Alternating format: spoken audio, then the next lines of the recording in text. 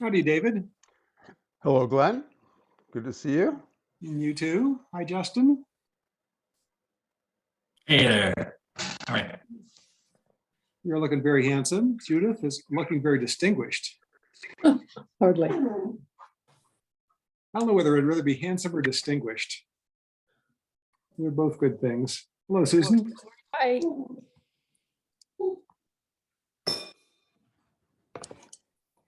Evening, everybody.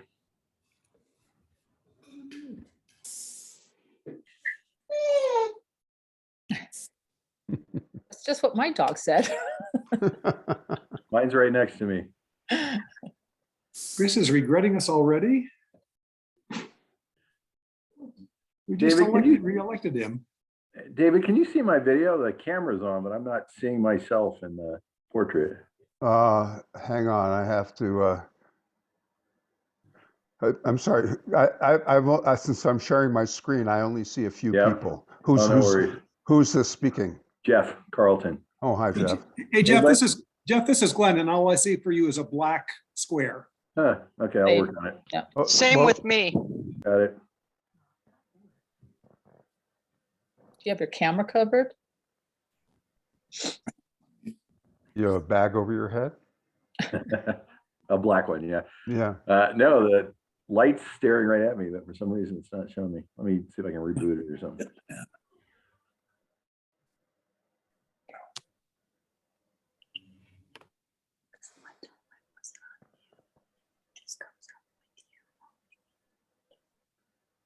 Okay, well, welcome everybody to the January 2022 meeting of the Capitol Hill Neighborhood Council.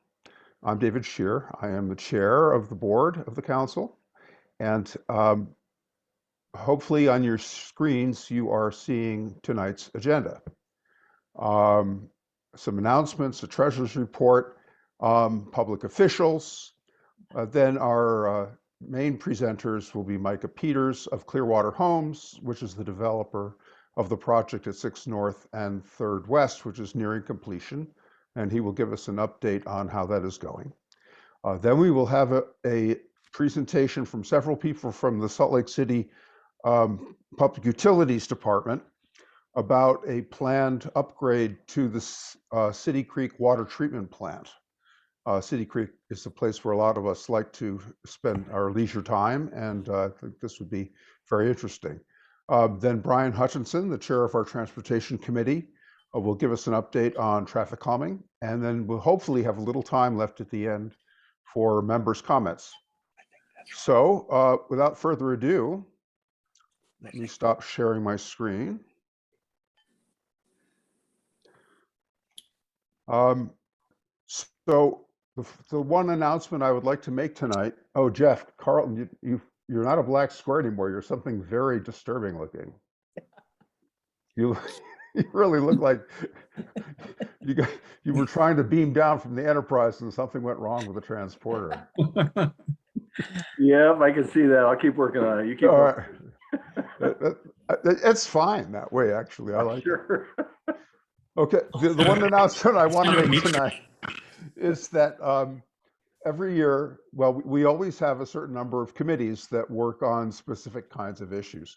And these committees are staffed by board members, but they are open, and we enthusiastically embrace any general members of the council who would like to be members of these committees. And the committees are, I hope I can remember, communications and diversity, infrastructure and planning, events and programming, local businesses, sustainability, and transportation. Communications is pretty self-explanatory. It's taking care of our website, keeping up our email contact with our members, and getting announcements up in a timely way.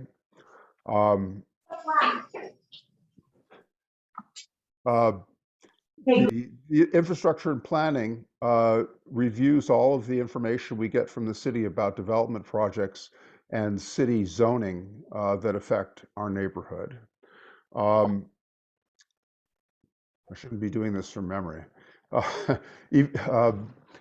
Events and programming will be planning these meetings, the main guests and so forth for these meetings, as well as taking care of our two major community events during the year, which are the Pancake Breakfast on July 4th and Jam Fest, which happens in the third weekend of September. Sustainability, also sort of self-explanatory, will address things like water quality, air quality, noise pollution, and walkability, and other aspects of sustainability that affect our neighborhood directly. Transportation deals primarily with traffic issues, as I said, mentioned, chaired by Brian. Already has quite a number of members on it, but more are always welcome. And local businesses will try to establish relationships with local businesses and help them promote themselves and become, more visible members of the community. So if anybody is interested in any of those things, please put your interest in the chat. You can send it to everybody, or you can send it just to me directly, and we will contact you. So are there any questions about that? Just speak up, and don't forget to unmute. I have a Okay. question about that. Yeah. What Yes, is the please. time commitment? Can you help me to understand that? I'm glad you asked. Usually there's a 1 hour meeting a week. A week. Yeah, I wish. A month. 1 hour meeting a month. Yeah, right. It's more doable. Thank you. Yeah. And there may be, you may voluntarily take on additional chores, tasks, as the opportunities arise and as your time permits. Okay. Thank you. Any other questions? Okay, we'll turn to our treasurer, Randall Smith, for a brief treasurer's report. Okay, we currently have in checking $1,122.67, and in savings $2,802.86. We've paid most of the, nearly all of the expenses related to Jam Fest, is the major event, which does cost money.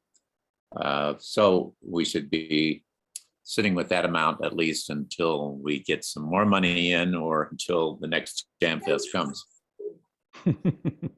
Okay, any questions for Randall? Okay, thanks very much, Randall. All right, this is the part of the meeting when we have presentations from various public officials. Normally, first we would hear from Chris Wharton, our councilperson, but he sends his regrets. He had a conflict with a work commitment tonight. City council members do have jobs. Being a city council person is not a full-time job. Chris is a lawyer, if you didn't know, and he has a court date tonight, so he sends his regrets. So we will move on to Jamie Stokes, who is our liaison with the mayor's office. Hi, everybody. It's good to be with you tonight. I have a few updates to share from the mayor's office. The primary one that I wanted to share is that the mayor will be giving her State of the City address next week. It is virtual, but it will be available on YouTube and on the city's Facebook page. I can put the links where you can find those below. So again, it's next Tuesday, January 25th at 7 o'clock. She will be presenting about this past year, what her plans are for the upcoming year. And along with that will come our annual report card. We've been doing that since the mayor got into office. Basically, it's an update on our promises, the mayor's promises and goals from the previous year. And it'll have whether we have completed, whether we are working on, or whether we have not started those items. So be looking for that, and I will send out a link in the chat of where you can find the Facebook page and the YouTube for when that starts next week. Next, I wanted to talk about COVID-19. It is still top of mind for us and for Mayor Mendenhall. Hospitalizations in Salt Lake County are doubling every 14 days. The surge that we're seeing is expected to last another 2 to 3 weeks. Hospitals will likely be overwhelmed a little bit after that for 4 to 5 weeks. We are seeing a 67% average vaccination in Salt Lake City. That is fully vaccinated among those who can be. We're continuing to work with the county to offer vaccinations in a convenient way for those that want them. And we encourage everybody who hasn't to get vaccinated and get boosted if you are eligible to do that. Next, I wanted to also briefly touch on the homelessness situation that we are seeing again this year. The providers in Salt Lake County are looking for volunteers to help them with the point in time count. This occurs every year where volunteers go out and help providers count the number of people who are sleeping on the streets. They are looking for 500 folks to help them do this. And this is a really, really important count. It plays a crucial role in informing our policy and funding decisions. That will be January 27th through January 29th, and it's from 4 to 6 a.m. each morning. So if you can wake up early, you can volunteer with, I think that if you want to sign up in a group of people, you can do that and maybe go with your family or some friends. And the commitment is only one morning. So if you only want to wake up at 4 once, you can do that once, and they'd be very grateful. We have seen a few overflow options open up. I know that December 23rd, the mayor gave a statement to the press saying that we were really struggling to find people, employees, to help us open the temporary shelters. And sorry, when I say us, I mean the providers that we work with, because they are the ones running them. Luckily, we have seen an uptick since the mayor gave that press release. I love you so much, Nick Handsome. Excuse me, let me ask everybody to please Bye-bye. mute themselves. Thank you. Thanks, David. So the options are as follows. We have St. Vincent de Paul open nightly. That's considered a low barrier option, which you could just come in off the street and get warm. The Weekend Center is similar, open nightly, low barrier. Then they have scattered motel rooms that are available, and those are available 24/7, but you have to be referred from the Homeless Resource Center. I almost said Human Resource, Homeless Resource Center. And we also have, our partners have been able to open up the former Ramada Inn for non-congregate overflow. So that would be the motel rooms, and they're working on opening up congregate overflow.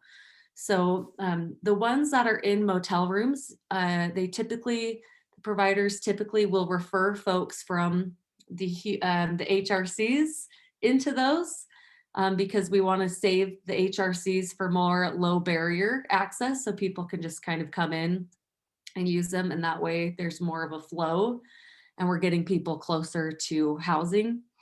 If you are interested, if you see somebody, if you end up talking to someone who looks like they may need a place to sleep, the best place to call is 801-990-9999. You can call that number and you will be informed of which beds are open where. And I can put that in the chat. Sometimes people are curious about how they can help if they end up seeing somebody that might be in need. So yeah, those are the big updates. I also wanted to briefly mention the inversion that's happening right now. A big topic of the mayor's remarks next week will be air quality.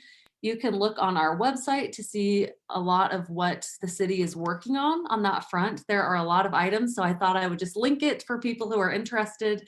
And also I will link a place where you can get some email alerts. It's from the state.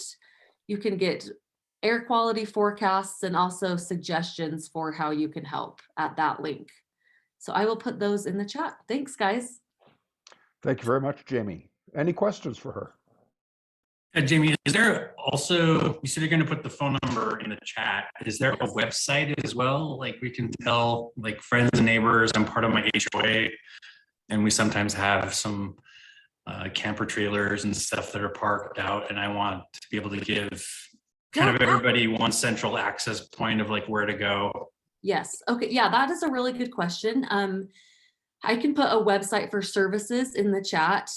We recently started a new program that deals specifically with RVs and people who are camping in their cars, where we do have funding where we can help folks if their RVs are inoperable, kind of get moving if they would like to.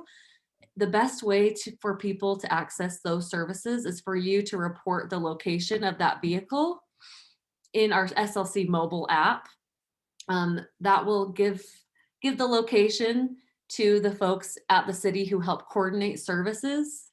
And so people from the VOA will be able to go out and help them and make contact with them. Does that make sense? So I will put the website if you want to go chat with the people who are camping, but if you want the VOA to approach them, I would put that in our app. And then the VOA can make contact with them. There's really, really great people that work with the VOA. They will go out and kind of build a rapport with folks who are living on the streets, build trust, and kind of figure out what their needs are and help them get into a better situation. So I will put links to both of those in the chat. That's awesome. Yeah, there's kind of a low simmer of an attitude of that when people say, well, we're not doing enough to help the homeless situation. I know that the mayor's office and our communities are trying to do whatever we can. And I know that there's resources out there, but it's just been hard to like communicate that with my HOA team that, yeah, there's a number to call or there's a website to go to get this done. Cause I know we have the resources that we just don't know where to go for that. So thank you. Yeah, I will add a lot in the chat on that front. Thank you for bringing that up because I think we could do a better job communicating that as well. Hey, Jamie, it's Jeff Carlton. I'm also part of the business advisory board for the city. And there is an application that the city's got. Is it SLC Direct? I can't remember off the top of my head. Yeah, it's SLC Mobile. Mobile, thank you. Mhm. That's a great resource for everything. Human waste, potholes, just about anything city related. It mobilizes resources and they'll get on it pretty quick. So if you'll use that app, that's a wonderful resource. Any other questions for Jamie? Yeah, I have a quick question. Yeah. Is reporting these people going to get them in trouble? Like, could you talk about the steps what are the interventions that happen when you report, say, an RV parked on an intersection? Yeah, thank you for asking that. So David, you can stop me because I could go into depth on this. So I will try to answer quickly, but let's kind of divide out the two situations. So if you see someone in a tent and you report that, a lot of what will happen is we see that at the city and then we can let the VOA know. That's Volunteers of America. And their job is to connect people experiencing homelessness with detox, with either a low barrier shelter or maybe a motel voucher.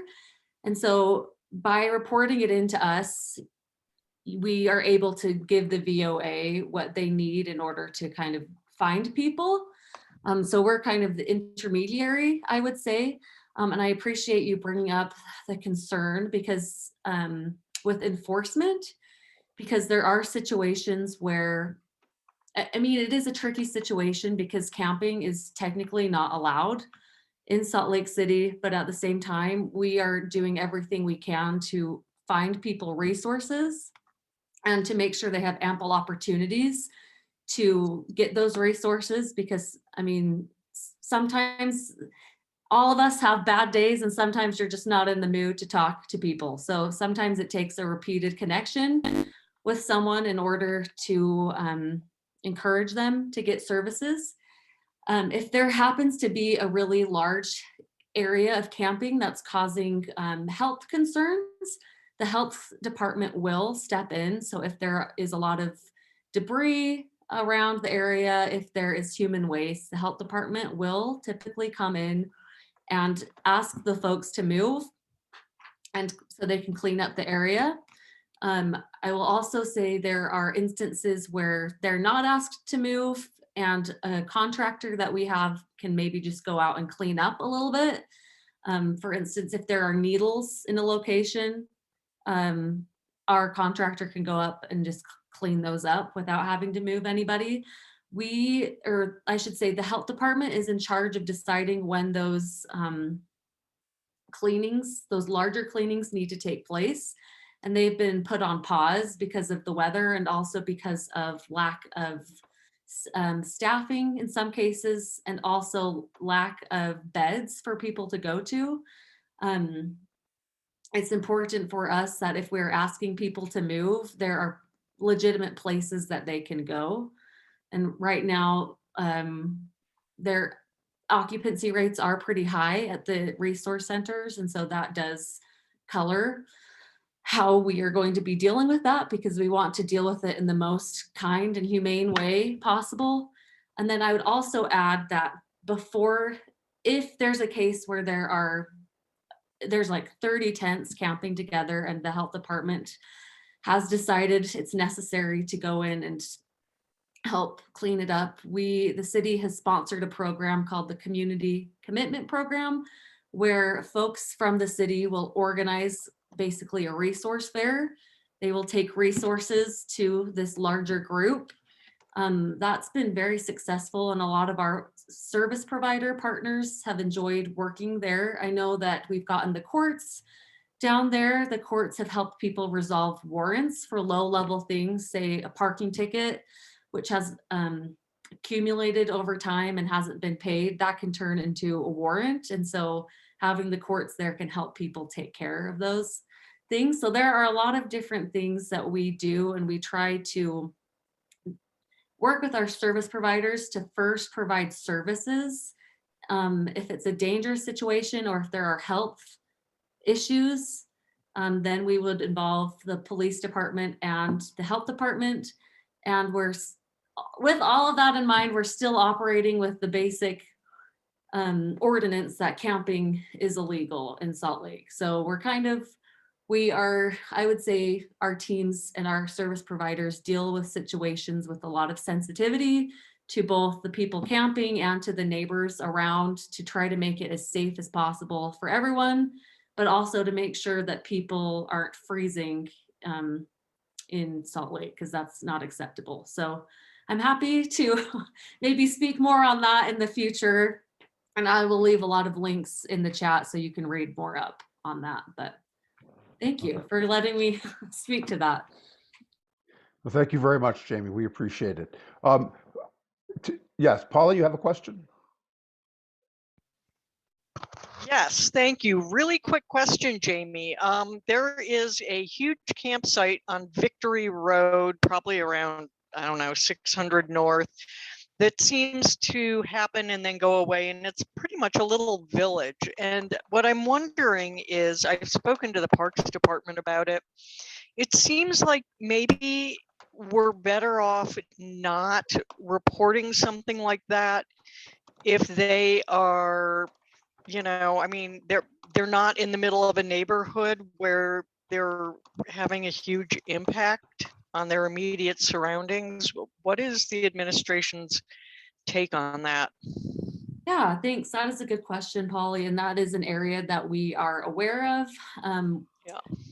I know that recently porta potties were placed in the area because at this point in time, with the weather like it is and with how muddy it gets in that area, we are unable to do any like big abatements is what they call them, or large scale cleanings. I think that this speaks to a broader question about legalized camping.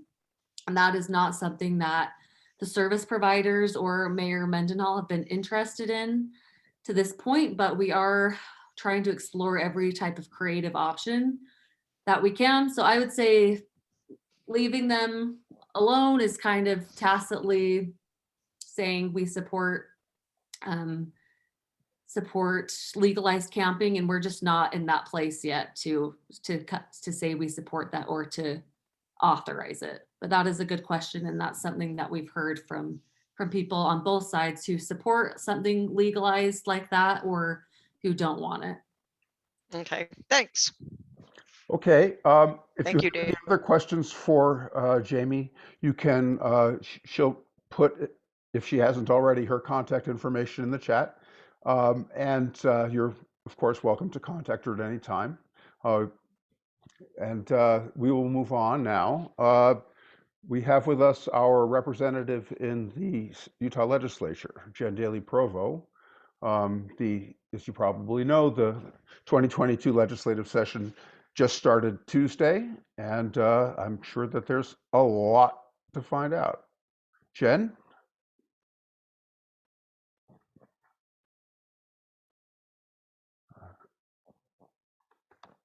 I think she was here earlier, and I'm afraid she may have left the meeting.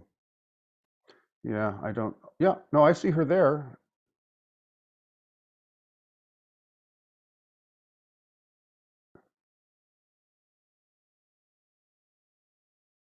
Jen, can you unmute?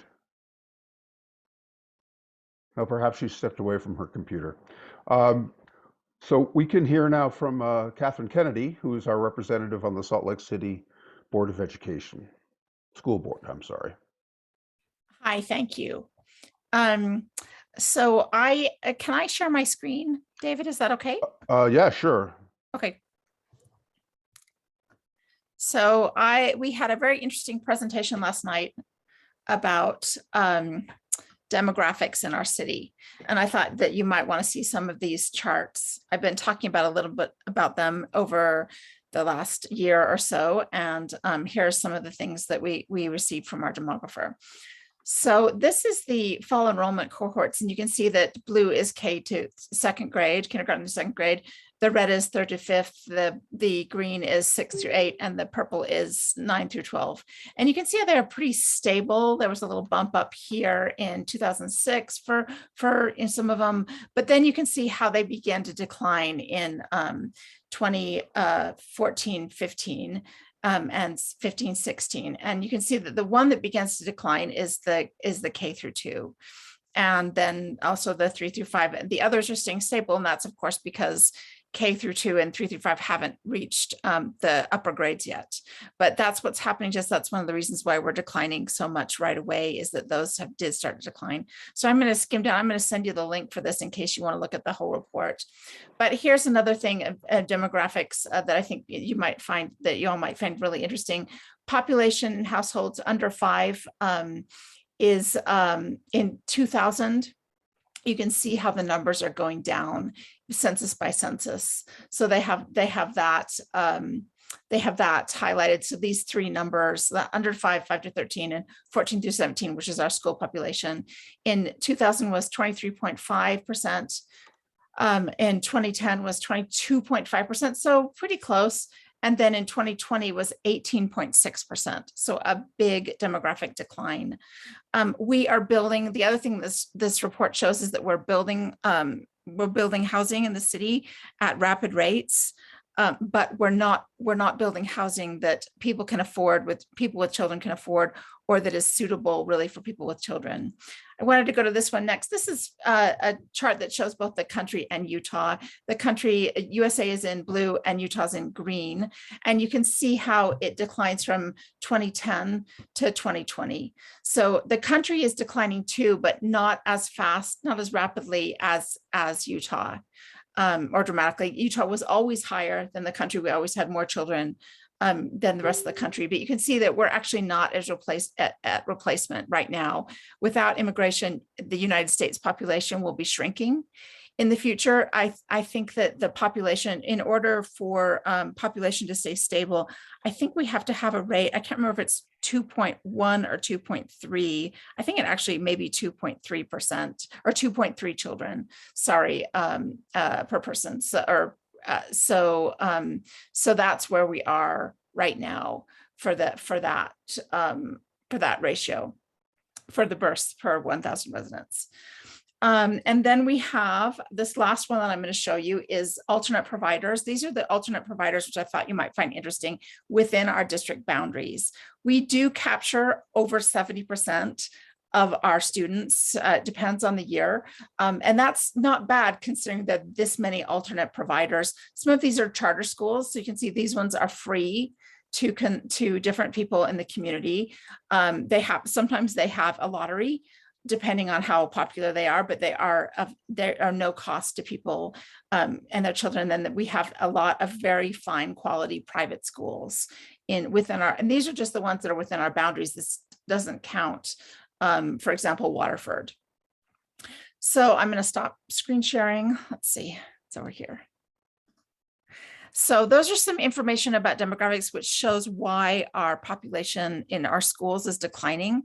And it sounds like it's picking up a little bit. We were heard that it was going to decline to 17,000 within 8 years. It'll probably go down that far within those 8 years, starting about 4 years ago. And it may slip a little bit farther to about 16,000. So we'll have gone from 25,000 to somewhere around 16,000, 16,500, which will be a dramatic change in our district.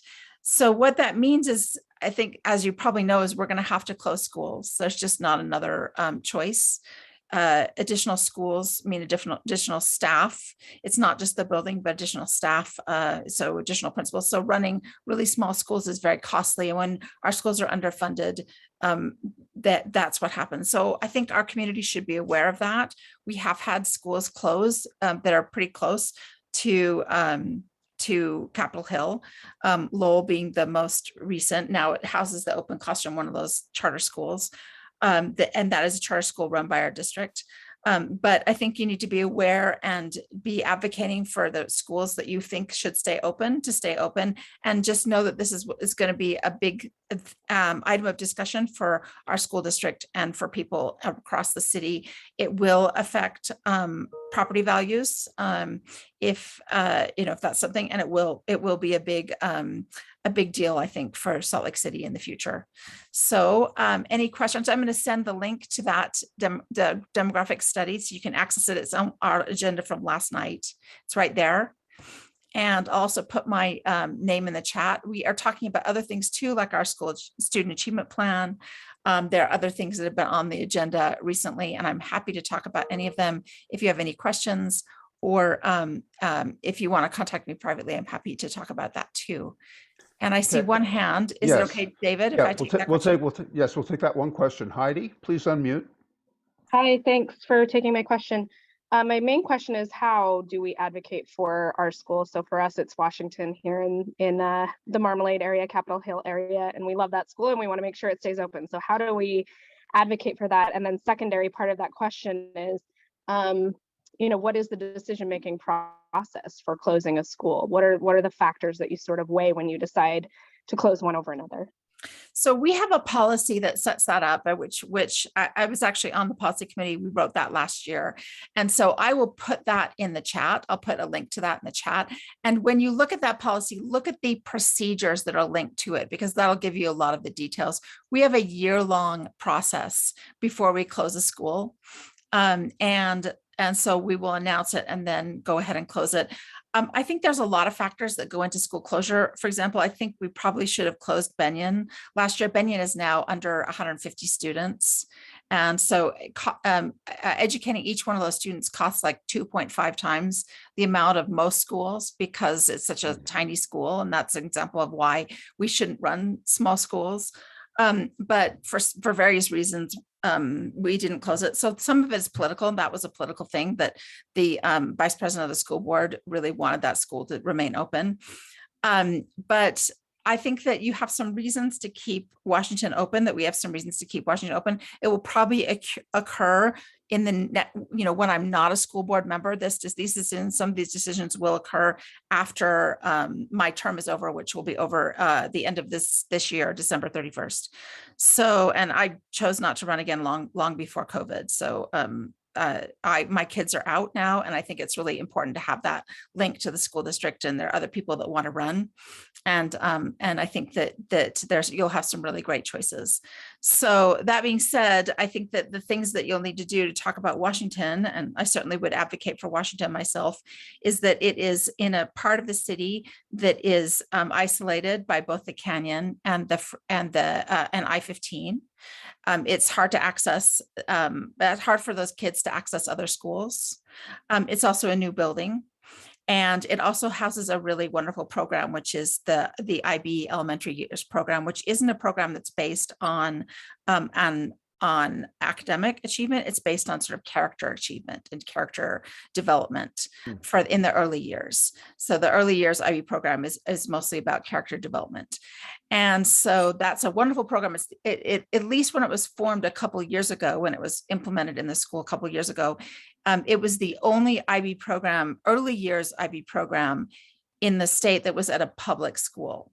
So that's something, and that it is drawing students from places. I know they have students from Ogden that are coming down. It's also a great school in terms of people can drop off their kids and then go to work downtown. So those are all the arguments I would use to preserve Washington. And I agree with you that it's a wonderful school that should be kept open for all those reasons and a few others probably. Okay, well, thank you very much, Catherine. If you have any other questions for her, she has put her email in the chat, and I'm sure she'd welcome any comments or questions you might have. Okay, we do have Jen Daly-Provo with us. Jen, go ahead and unmute, and let's hear how you see the session going. Thank you. Thanks for having me. I'm sorry that I wasn't here when I was called on earlier. I promise I only stepped away for 1 minute, and it's because the smoke alarm went off, but it's okay. Dinner is not on fire. Thank you for having me. Thank you all for being here this evening. I'm Jen Daly-Provo. I have the honor of representing our district, our amazing district in the Utah House of Representatives. We are in day 2 of our 45-day session, and if you're watching the local news, we've gotten off to quite the start with a lot of fireworks. One of the things that I'm getting most communications about from people in our community is the resolution that passed the Senate yesterday that would specifically overturn all mask mandates in Salt Lake County and Summit County. Just the 2 are called out specifically because they're the counties right now that have mask mandates that have been approved by their county council, as outlined in HB 195 that passed, maybe it was SB 195 that passed the legislature at the end of the year last year. So at the end of the session last year, a bill was passed that gave really strict guidelines on the public health orders that would be allowed. The ones that have been implemented in the 2 counties do fall within those guidelines, and now there are more draconian steps being taken. I will tell you, regardless of your personal feelings about that, of the people in our district who have emailed or texted me, the strong majority of those people who have contacted me have asked me to vote against the resolution to preserve the Salt Lake County and Summit County mask mandates. If you have strong feelings about that, I encourage you to reach out. I promise I will continue to do my very best to represent our community accurately. And this is a really big deal. That said, I honestly don't know if it will come to the House floor. There are different rumors floating about that it will come in short order. There are other rumors saying that they may hold off and just see how the pandemic plays out over the next couple of weeks. In states that were hit with Omicron first, we're seeing the statistics show that the surge is lasting a few weeks, and if the trends hold, hopefully we'll start to see our rates go down. But I will say, as a public health professional, there's not a lot of hard data out there. But what I do see is that trending is that states with stronger masking and vaccine policies, the surges seem to be declining more quickly. And so it really just kind of depends on behavior and choices that we make. So I would encourage you, please, do everything you can to protect yourself and your families. Most people survive COVID without a lot of health fallout, but many don't. There are still a lot of people dying. Our hospital staff is exhausted. They're understaffed. desperately understaffed, and patients are not getting the care that they deserve because we don't have enough people in hospitals. And our staff they're trying their very hardest, but let's do our very best to not continue to stress the system any more than we need to. So that policy issue will continue to be something that I will pay close attention to, and again, do my best to represent our community. I want to address just a couple of things that our amazing chair, David Tier, has brought up with me. Just to follow up and close some circles, David, not that it closes them, but to answer some questions. I hope you all know what an amazing advocate he is for our community. I do have the pleasure of sitting on the Capitol Preservation Board at the Capitol. So that's really exciting since the Capitol is in our legislative district. I'm really happy to be able to serve on that commission. There is, as you know, a new museum going into the north building. So the north building that is existing right now will be torn down and a new building will be put there. There is a 400 spot parking garage being put underneath that building that is designed specifically to take as many cars off of the roads and street parking on Capitol Hill as possible. 200 of them will be for staffers, which also takes cars off the roads, and the rest for public access, so underground covered parking in the winter during legislative session, well, in all year, but specifically during legislative session, which is the hardest time for anybody who's navigated the traffic in Capitol Hill. The museum there was of some concern for Capitol Hill, and I've actually been in touch with the executive director of Capitol Preservation Board. My understanding is they will be presenting again at the Capitol Hill Neighborhood Council in February. So please, David seems surprised by that. So heads up, David. I believe that's the plan.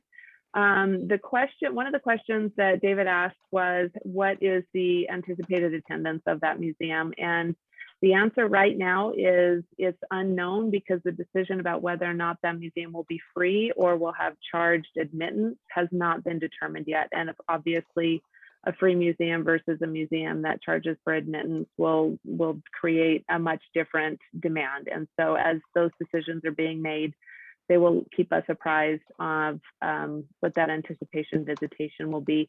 Right now, they anticipate that the greatest visitation will come from school groups who come to the Capitol for tours of the Capitol already.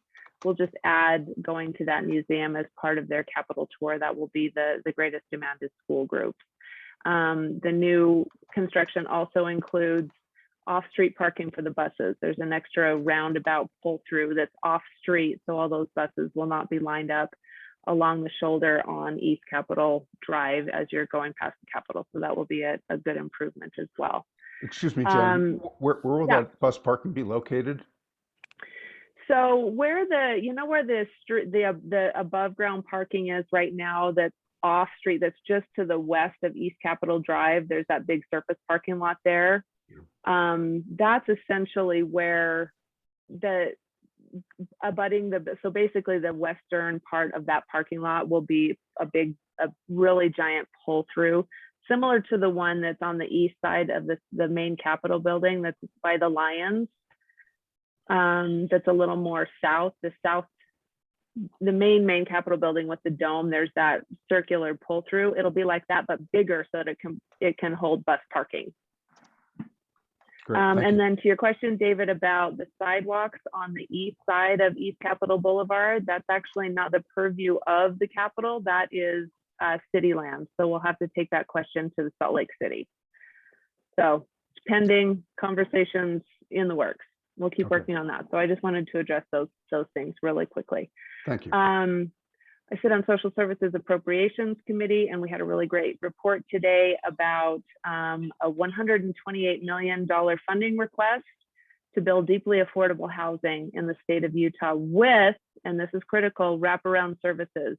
I'm really excited and optimistic about this funding. I think this is one thing that will really, it's not going to solve our homelessness crisis, but I think that this is one thing that will truly make a measurable difference in this problem that we continue to grapple with, and I know affects a lot of people in our Capitol Hill community significantly. And so I'm really excited to be able to support that going forward, and finally start to move the needle on addressing this significant problem.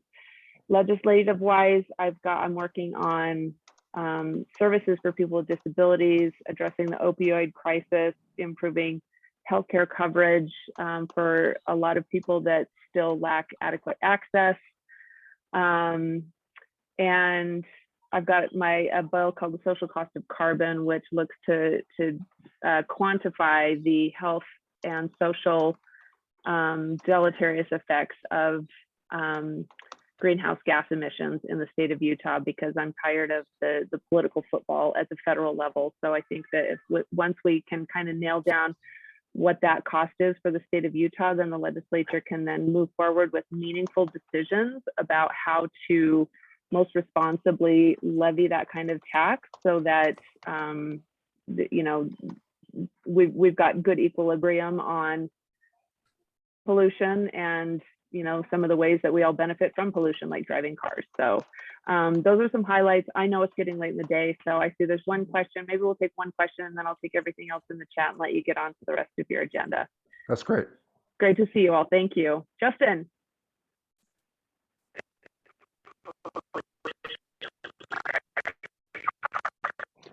Justin, do you have a question?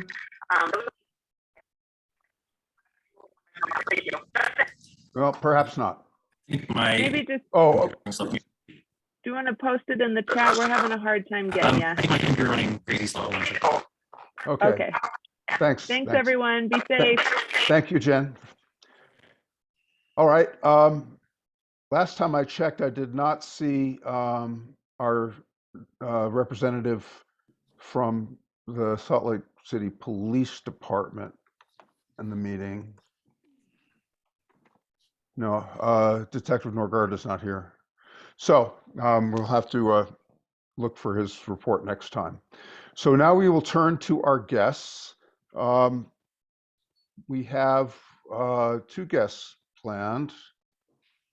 See if who's here. All right, looks like the first one is not here. So Jordan King is here from Salt Lake City Public Utilities to inform us about the planned upgrades to the City Creek water treatment plant and how our community can become involved in the process of planning that development. Jordan? Yeah, thank you, David. I really appreciate the time and allowing us to come and chat with you this evening. My role is the coordinator for the public engagement team for an upcoming project to the City Creek water treatment plant. I've brought a few team members with me, as well as Marion Rice, who's the deputy director, or one of the deputy directors at the Public Utilities Department, as well as Michelle Berry, who is our project manager for this project. David, is it okay if I share my screen? Yes, please go ahead. All right. So I have just a little presentation to go through with you here and talk through our project. So as we do this, as I mentioned, I'm Jordan King. I'm the project manager, or the project coordinator for the public engagement team. Holly Mullen and Sharon Turner are the public engagement and communications managers overseeing and who are working with us from the department itself. And then there's a handful of others, Carrie Rasmussen, Nancy Cousins, and Amelia Andrews, who are part of our team. So those names and faces might pop up as we do engagement over the course of this project. Just wanted to make everyone aware of that. We also have our contact information on the slide, but I'll share it again and also in the chat. But we do have a hotline that you can call or text, an email address. We've set up a website, and you can contact us through social media, through the department's social media channels. really quickly wanted to touch base also on the project team. As I mentioned, Marion is here with us tonight. So is Michelle, but we also have Teresa Gray on our team, who's our water quality and treatment administrator. Mike Gill, who is the water treatment plant systems manager at the plant. And then they've employed from the city some engineering consultant teams, Brown and Caldwell and Jacobs. Important thing I like to point out as we talk a little bit about the project team, just as we're introducing this, is we have within the department and part of this team, we have really experienced team members who are experts in their field. They've gone through a lot, kind of a very studious selection process and bringing on these consultant teams. So we're in good hands that way. And we're always happy to share more information about that as we get going. Really quick overview. We have noticed some people, so a lot of residents in the area, the ones that we've reached out to already, are aware of City Creek Canyon, know a little bit about the history. Most people that we reach out to have recreated or spent some time, at least a little bit, in the canyon. So I wanted to just do a quick brief overview. Obviously, before the Mormon pioneers settled in Salt Lake Valley, all of this land was used by indigenous peoples, including Shoshone peoples and the Ute American Indians. And so we want to make sure that that's represented as part of the history of this area, because it was primarily used for hunting, gathering, migration, fishing, a lot of the same uses that we have in the canyon now. But as we talk about water treatment and this upgrade project itself, it's really kind of cool, because this particular plant and City Creek itself was the first registered water right in Utah. And so it has some really cool history associated with it that we meaning our team as part of this project, but Salt Lake City and the Salt Lake City Department of Public Utilities and our watershed management team all are looking to maintain and be aware of and conscious of and be respectful of. So jumping forward just a little bit, in 1952, this plant was built, and it's been treating water ever since then, serving the Salt Lake City areas, primarily those who live closest to the water treatment plant. So a lot of District 3, as well as downtown, are kind of the primary people who receive water in their homes from this water treatment plant. So it's really important and really cool, important to understand that it's there, but really cool because as we share this information with you, not only is it close to where you live, but you're also directly benefiting from it. As the plant has gone on and it's aged, as we all do, and it's been a long time since 1952, there are upgrades that are requiring attention. In 2016, there was a study done, and as a result of that study, it was determined that the plant itself needed some upgrading to make sure that it was structurally sound, that it was meeting all of the requirements to properly treat water for the foreseeable future. So that's just kind of some general history on City Creek.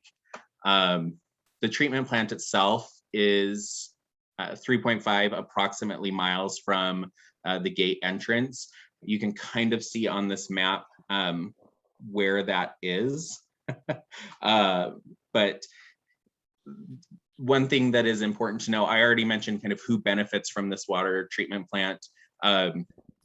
We have in here listed a statistic, 2 to 16 million gallons per day of water is treated. So it's a significant amount of water that's being treated, and is really vital to keeping our community thriving and with water. Those of you who are not as familiar, this is an aerial view up the canyon. You can kind of see through the trees here where the actual road is. This building is the treatment plant. City Creek runs behind the building, so the buildings between the road and the actual creek itself. And then we have some drying beds and some other pieces to the plant that are all just within the fence that you'll see when you go up the canyon. Rotary Park is just past this, if that helps anyone identify kind of the location of where that actually is. As I mentioned, the project purpose here is really to upgrade the existing treatment plant to improve and replace some of the aging infrastructure. And as they're getting going on this, we're going to be doing it in different phases. So there's different steps to the project schedule. This project's been in design since 2021, which isn't that long ago, as we're just in the first few weeks of January here. But as they're doing this, part of the projects that you'll start seeing immediate work on is kind of in the step one, which is keeping the existing plant in operation and doing some of the preparation work in order to do upgrades to the main part of the plant. So later this year, they'll be installing a direct filtration pipeline. I hate saying the word pipeline because I know people get very concerned when you hear that, but it's all maintained within the fence boundary of the plant itself. So it's not going outside of where it is. It's not going all the way down the canyon. It's basically going from where the water comes in and following the boundary and staying within the fence line. What this allows them to do is treat water in a more direct way that's still appropriate and treatable, but is not a long-term option. And so as they work on the rest of the plant, this allows them to kind of keep it in functioning way. There's also a retaining wall on the property that's going to be updated this spring. So that you'll see some construction activity up there starting later this year. The majority of the actual rebuild is still kind of pushed out there. We're waiting on some funding options, and it's still in the design phase right now. And we'll have more information about that in the coming months of what that will look like and update this project schedule as we go. But what was really important to our engagement team is we got in front of the community early on and give as much information as we can and give you as much face time as we can and provide as much opportunity as possible for community engagement and for us to receive input back from you. I'm going to go through the next couple of slides really quickly because I know that David was really nice to give us this time and I don't want to monopolize too much of it. But what a lot of people want to know is how we're going to engage. Like I mentioned already, we have a hotline and a website. We also receive email. And then hopefully, most of you should have received a postcard in the mail with just a general overview that this project is happening with a QR code, or you can go directly to our website to take our kind of initial kickoff survey. And if you didn't get that, I'm going to give you some information as a wrap up of how to contact us and still take that survey. It will be open until the end of the month. Obviously, we'll be using social media channels. The city already has, and the department already have existing channels for that. As we get a little further in the design process, we anticipate that there'll be some open houses, more educational pop-up events, and more education events in general to help the public understand more about what this project will look like, as well as water treatment in general. We also plan on having some one-on-one and group stakeholder meetings similar to this. We're reaching out obviously to this council, as well as the Greater Avenues Community Council and some other community leaders and community groups, particularly those that have key interest in the project, including other recreational groups, things like that. We will also be reaching out to rate end users. So the survey, postcards, utility bill inserts, so that kind of thing will be coming down the pipeline. And we're also working with an internal advisory group of experts, those who I already mentioned, as well as others, to kind of help direct the design and the project forward, give us feedback on what we're doing. We've met already with Councilmember Wharton about this project and gotten some feedback from him about these engagement tools to make sure that he's involved. we're reaching out here to give you this presentation is also, and also we would love feedback. We have a comment form that's available on the website to, if there's something we're missing or standing out, or you need more information, it's not available, we want to hear back from you as well. I mentioned already the initial kickoff survey. This postcard should look familiar. There was a handful of homes on the Capitol Hill side, as well as the majority of homes in the Greater Avenues area that got a flyer taped to their door instead of a postcard. So you should have received one or the other of these. And then after I've spewed all that information, here's just another blurb. You can write this down. Again, I'll put it in the chat of how to kind of reach out to us and get more information about the project. And while I'm still sharing my screen, I'll just show you, this is what our website looks like here. There's a link to the survey right on the homepage. It's also in the public involvement tab, and it just loads directly in there. You can take the survey directly on the page. If you need it in Spanish, that's also an option. And then anything that we share with the public, including this presentation, will be included on this tonight, will be listed on this page as well. So copies of that flyer and the postcard that went out are available on the website, so that any information we share out with the public, it will be housed here as reference as well. So lots and lots of information there. I'm sure there may be some questions. I'm not sure how much time we have for questions, David. Is it okay if we answer a few? Yes, in fact, I'd like to ask one right off the bat. Okay. One of the sort of sub-projects that was shown on the slide was a siting study, which to me implies new construction. What does that involve? Well, I'm going to hand that question over to Michelle Berry, who's our project manager with the department, and let her answer that one for you. Thank you. Yes, so it is a siting study for a finished water reservoir.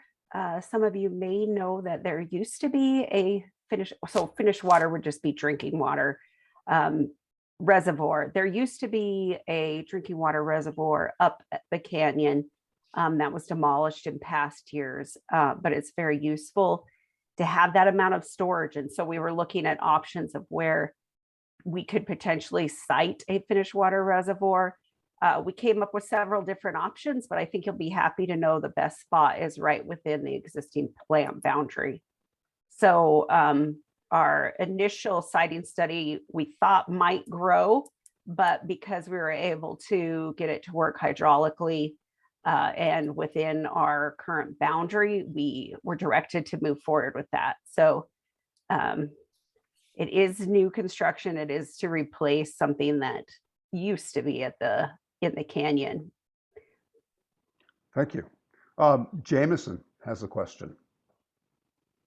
You want to? Yep. Thank you. Thanks for that PowerPoint. That was actually very informative. Yeah. Could you talk a little bit more about access to the canyon? Is access going to be curtailed in any way? It said it was going to keep it open, but are you going to reduce parking spots? Are you going to close off upper parts of the canyon? Can you still take that path all the way up by the treatment plant to go to the end of the canyon? Could you talk a bit more about that? Yeah, of course. And I think that's a great question. And I anticipated that would be one of the biggest questions asked. So we did put a little caveat on that schedule, specifically in regards to the projects that are coming up this year. During the retaining wall project, as well as installation of that pipeline, we anticipate that barring any unforeseen circumstances, that will maintain access up the canyon basically at all times. Now, there are going to be some times where a construction vehicle that's very slow will need to come up the canyon and get access to that point. If we know that that's coming, we will know that that's coming. Sometimes it's the day before, usually it's much more ahead of that. As soon as our team knows, we will share that information out to the public. So signing up for our email updates on this project, which you can do through the website, is a great tool to understand when that's happening.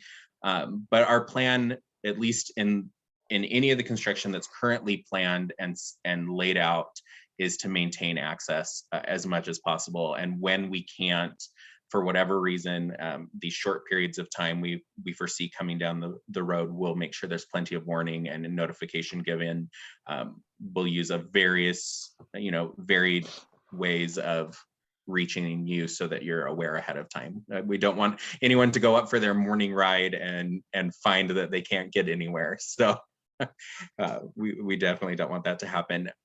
Moving forward, when we get into the actual rebuild, that's a question that we'll have to get reevaluated as we get closer and make more decisions with the design. However, we anticipate there potentially will be times when some access in different areas would be limited, but I don't really know until we get to a state where we have a finished design in place, which won't be until later this year. Okay, Glenn, you have a question. Yes, 2 to 3 years ago, there was also some construction apparently on the settling ponds. Can you tell us how that relates to this work? Yeah, so a few different projects have happened over the last couple of years, partially in preparation for this project. So the lower drying beds, as you're walking up the canyon, the natural earthen ponds, there was just a fence put in. I think you're talking about when the building or the superstructure had to be demolished around these concrete ponds or basins that you see closer to the main building of the plant. That actually occurred because we were getting so much spalling of the concrete on the roof and the beams and columns within that facility that after we talked to our structural engineers, it was determined the best thing we could do was actually demolish that particular structure, and anticipating that we would be constructing a new treatment plant that we could put back inside of an enclosure. Does that sound like the construction you were referring to? Indeed. Thank you very much. That answers my question. Yep.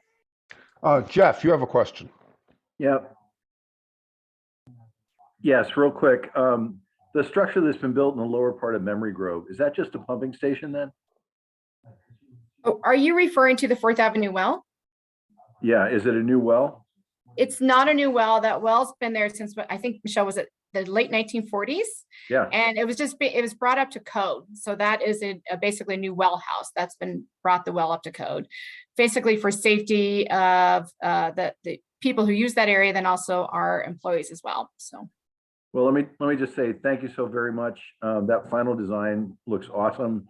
You took a lot of feedback and a lot of tough feedback, I think, from the community, and you responded to it. And I'm thrilled with the results. So thanks very much.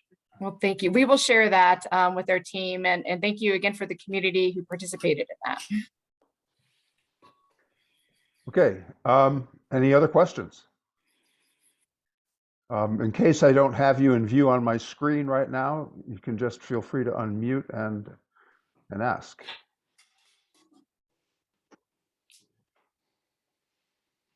Okay, it looks like there are no more questions. Jordan, Marion, Carrie, thank you all very much for coming and informing our community.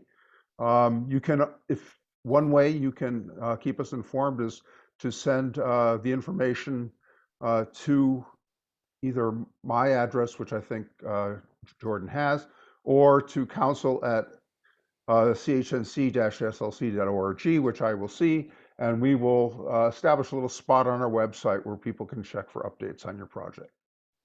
That sounds great. We really appreciate the time, like I mentioned, and it's been great to kind of get in front of you guys and share a little bit about the project. So thank you very much. Okay, thank you all.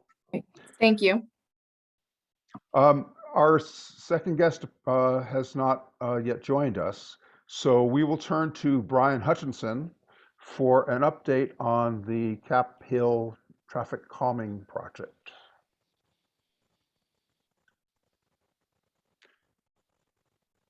Hello. Thank you very much for your time. Yeah, we've been quite busy, as people know, over the last couple of years, and we're making some headway. I don't know if you can see this map that I put up on my screen. Yeah, we see it. Okay, good. Yeah. So this is the model that is a result of a little over 2 years of work of outreach with the neighborhood and consultation with transportation experts in the region and with a major influence and support by Salt Lake Transportation Division and John Larson's talented group. You can go to this. I put at the top of the chat, there are some links to a meeting that we're going to have on the 26th of January, which is going to be addressing, here's the map if you want to look at it. It's on our website. There's also a link on it in the chat to the website, and it shows the various features and gives you the basic understanding. And there's a legend in the middle, and around the perimeter of this map are some ideas being generated with more specific ideas.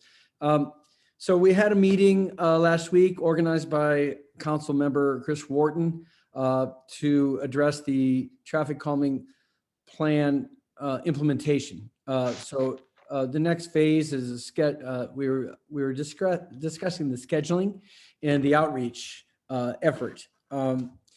Present was a very large group representing various agencies in the city, including the Community and Neighborhoods Director Blake Thomas and John Larson, Transportation Division Director Ben Lucky and Tammy Hunsucker and others.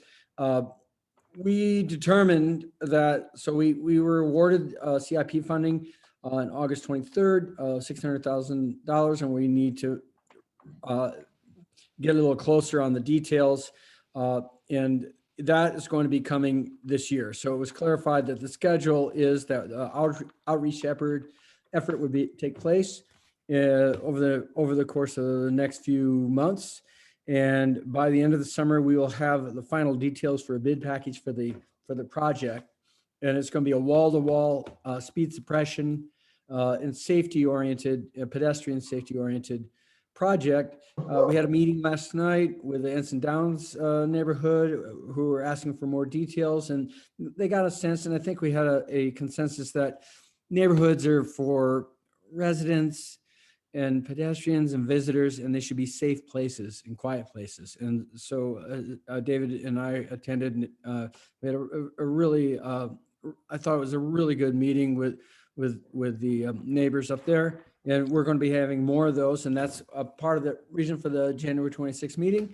I should also say that we've been working hard with Salt Lake on the regional transportation meeting system with Salt Lake Transportation Division Director John Larson and UDOT and Wasatch Front Regional Council to work on projects such as the one that Jen Daly Provost helped spearhead, the I-15 corridor expansion project, which involves 1800 North Railroad Bridge project, which would effectively remove a majority of the industrial traffic that's inundating the neighborhood. And it'll also clean up a lot of the traffic and make it safer for pedestrians and commuters and locals. Anything else? Anybody have any questions? You're all invited to this transportation committee meeting. Talk to your neighbors and take a look at this plan in more detail. It's at our website, chnc-slc.org. I had a problem with that. And /transportation. And there are all sorts of articles on safety and the purpose of our plan and how the community can be engaged in the process. If you have a question, please just feel free to unmute.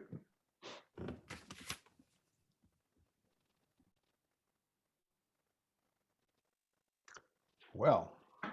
Yes, okay I have then. a question. Oh, yes, please go ahead. This is Kathy Hicks. Hi, Brian. When is this meeting so that I can put it on my calendar? Go to the chat room, everybody. The meeting link is right there. It's on the 26th at 7 o'clock of this month. Okay. Oh, wonderful. Thanks. Wednesday. 26 at 7. Thank you. Okay. Great meeting. Jameson, or is your hand still up from before? Oh, no, no, just a quick question. Okay. For what you're trying to do with these traffic calming methods, is there a model that already exists anywhere in the city for the tools that you're trying to implement? So there are examples throughout the county of transportation, excuse me, of traffic calming or traffic calming measures, speed suppression efforts. Rose Park has several roundabouts. They've done a quick build project, and they don't have all the speed suppression devices. There's speed suppression on 11th Avenue with speed tables, and they don't knock your soda pop out of your hand, but they keep you at the posted speed. There are more aggressive measures on 15th East and 27th South and on 9th South. There are some other measures which constrict traffic, basically can slow people down. Just a follow up, for all these examples, is there a before and after data set? Like, are these working? Or Yeah, so they have done an analysis on that, and from that analysis came the recommendations for our model. And by the way, we don't just look at Utah, we look across the nation and around the world for before and after, for analysis of the performance of these measures.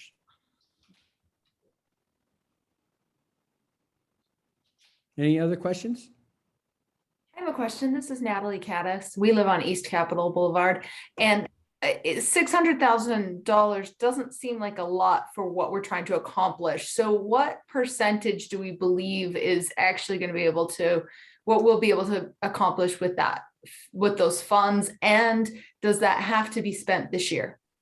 No, so the schedule, as I said at the beginning, involves an outreach effort for the next few months, and then a bid package at the end of the summer, early fall. So the actual construction would start a year from now. There will be some demonstration projects, I expect. We don't have the funding sorted out for those, but they can pop up fairly quickly. We have funding for those from spin cycles, and we have examples of those in our neighborhood and throughout the city. You're right.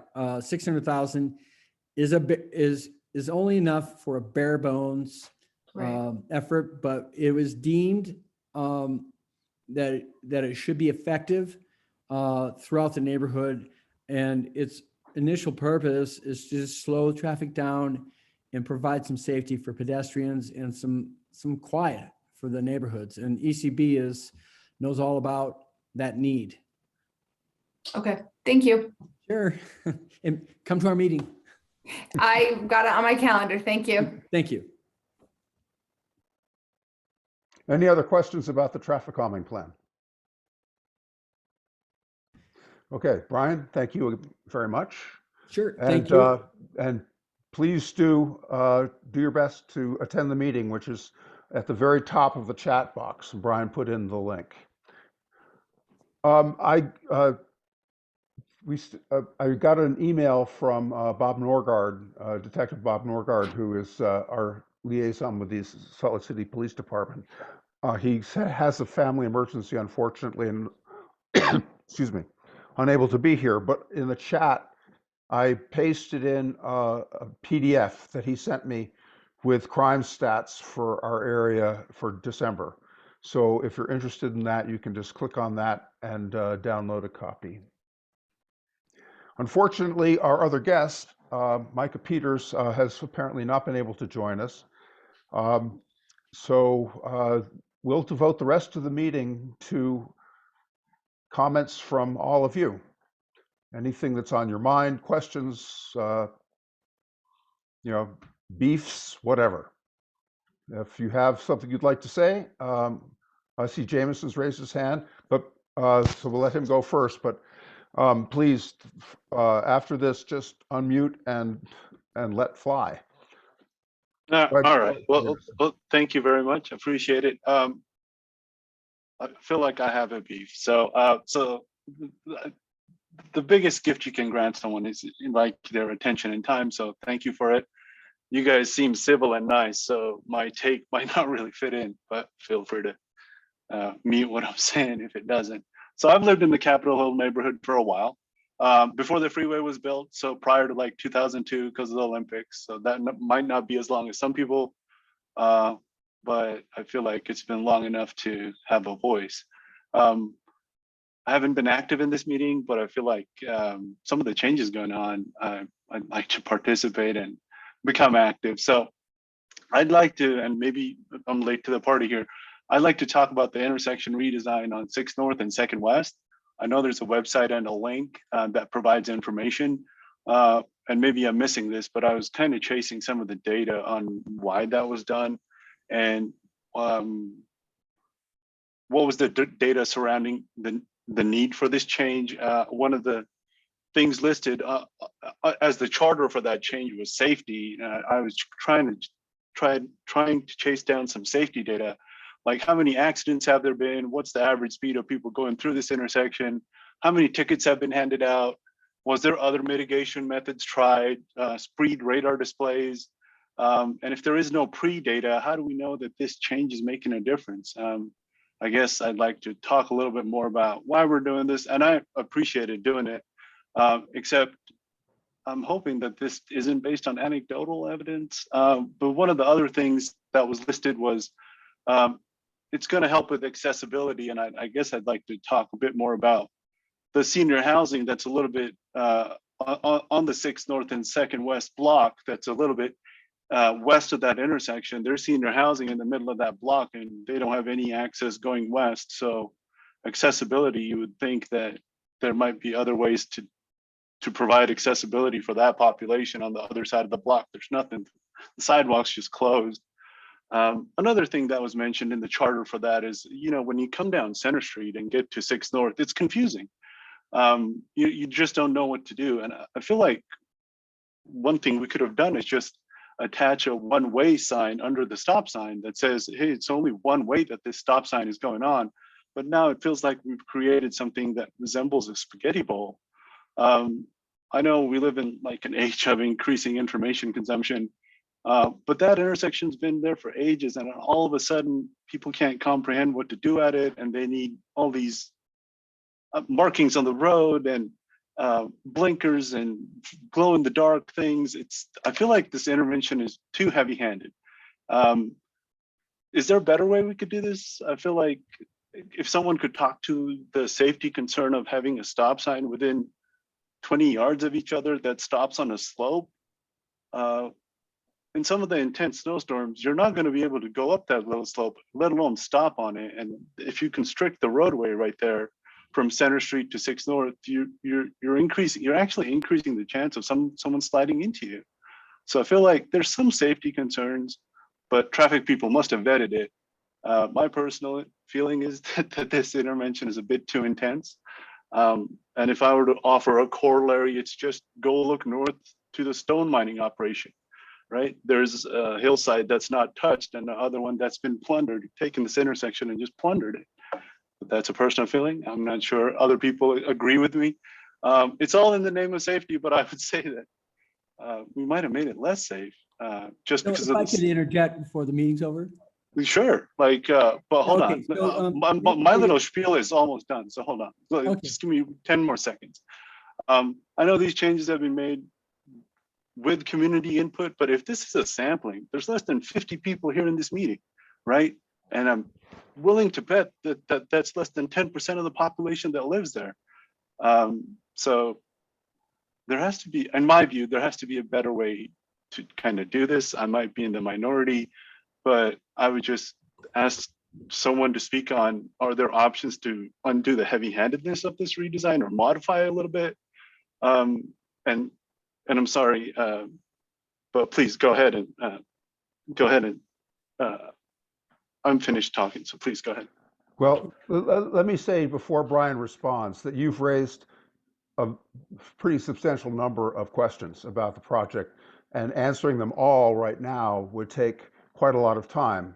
But we are interested in answering all of your questions. So Brian will take a few minutes and pick which ones he wants to respond to. But let's establish an offline connection so that we can get all of your questions answered. Yeah, so what I should probably do is everybody has access to the CHNC website. And what you can do is you can post these questions and you can list them, cut and paste a Word file right into the comment box. So go to chnc-slc.org/transportation and scroll down and you'll find a place for you to submit your questions. And David's right. There are a lot of questions there. I have a math background and I know how statistics works and you can use them, however you like. But there were some, some ideas floated there. Some of them were accurate, some were not. But what I can say is before the intersection was modified, there was a significant outreach program on that effort and on general transportation calming plan, or excuse me, traffic calming plan. We had over 230 signatories to support the plan. This item, this finesse, this is a quick build project, so it's a test. So it's one thing you should probably consider is this is not permanent. But what the city did do is they had cameras up for some time before the and sometime after the completion of the project. There was a large group of neighbors involved in building, doing the artwork and also actually implementing the project. It has actually received loads of support. There's I don't know if you drive a car, bike, or walk through this intersection. It sounds like you drive a car. There are a lot of pedestrians going north and south and east and west in the intersection. And it was designed as a test on what we could do to make it safer. So the crosswalks are shorter than half their previous distance. There are a lot of kids that walk to school to Washington Elementary. And there's actually a wheelchair ramp at the top end of the sidewalk coming from the elderly residents. One other item that's going to be coming up is slowing this traffic on 6 North between 3rd West and 2nd West and throughout the neighborhood. I don't know if there's anything else I need to address right now, but I think we do have some analysis, and this wasn't just pulled out of our hat. It was well studied with and it's a test. So anything else we should say, Dave? Well, Jameson, I sent you a direct message in the chat with my email address in it, and I look forward to your communicating with you more about these questions. They're serious, and I think they deserve answers. Yeah. Okay. Thank you, guys. Yep, You're welcome. Justin, we have just a few more minutes. Question. I'm sorry, Justin, your microphone is really not working very well. I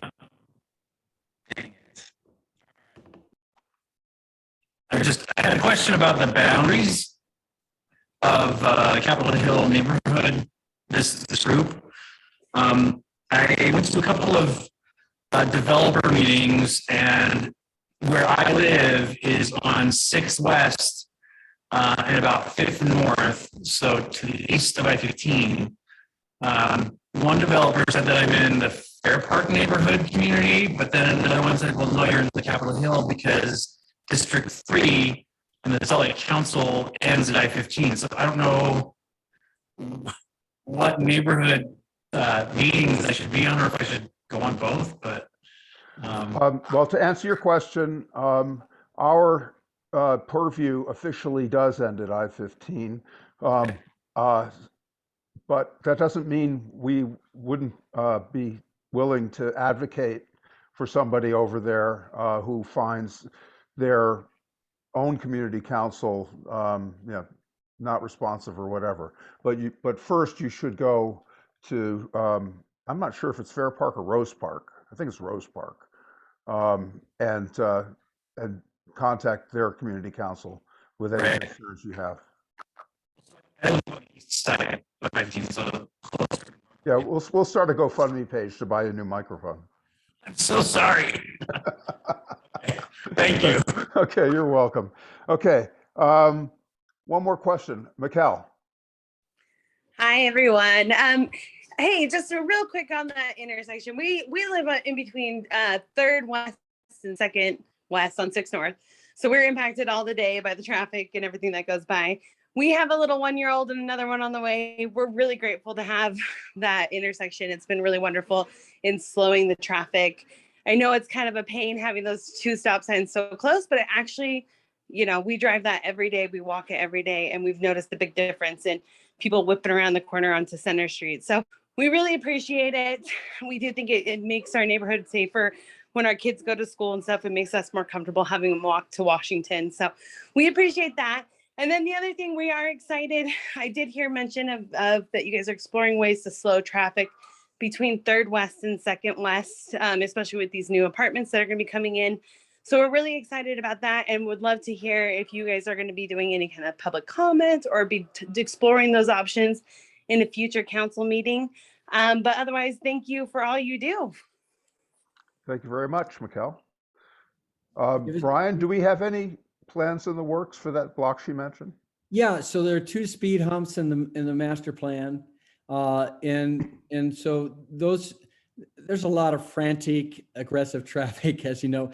And I urge Mikkel to send us your email or maybe make a comment. Those comments are private on our website, so you're protected. It's just David and I that read those.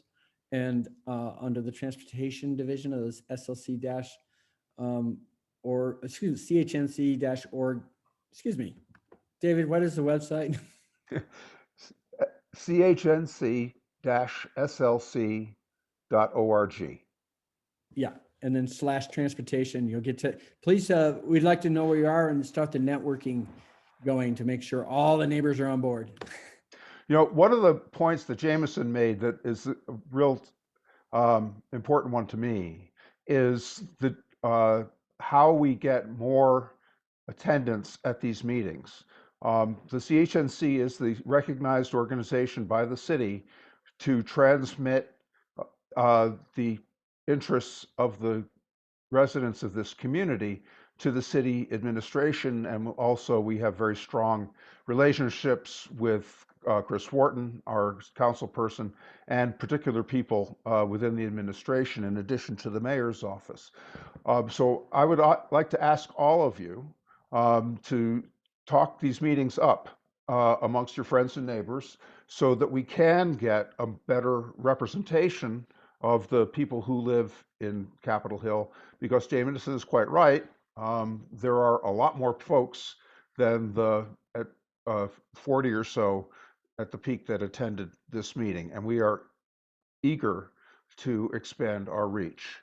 That brings us to 8 o'clock. I would just like to say that our next meeting will be on February 17th, again at 6:30 p.m. To receive notifications of the meetings and also the registration link, you need to go to our website and sign up for our email list. Again, that's chnc-slc.org.